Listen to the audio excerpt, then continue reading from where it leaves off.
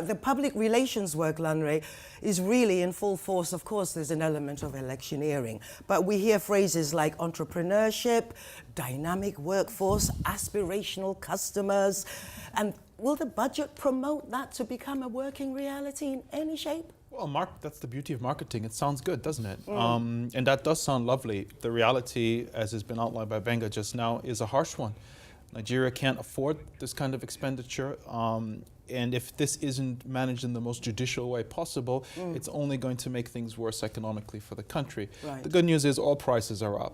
So, there should be a little bit of more money coming in. But this is ultimately, again, a question of governance. And in an election year, odds aren't that great. Afua, a quick word on your final thoughts? I mean, it is, when you hear those figures and the proportion of revenue that's going towards debt servicing, it is very sobering. And, the reality is that not just in Nigeria, but across the African continent, expenditure is being financed through debt. So these problems are actually growing. That's going to be a recurrent issue in future budgets as well. So when you look at the structural problems in the long term, I think that there are some really serious issues that need to be addressed. In the way government is financing the spending, nobody would disagree that Nigeria needs to increase expenditure. Education is the perfect example. This is a long-term investment in the future potential of the country, but at the same time, if you're funding it by debt, which is costing you almost more than anything else that you're spending money on, it's not actually solving the problem. It's storing up more problems in the long term. Do you see any solution, very quickly, Ayo, before we go to break? Well, many would say that Nigeria should not be in that full stop. The oil sector, which has been booming for many years, with the exception of most recently when it collapsed and of course coming back up,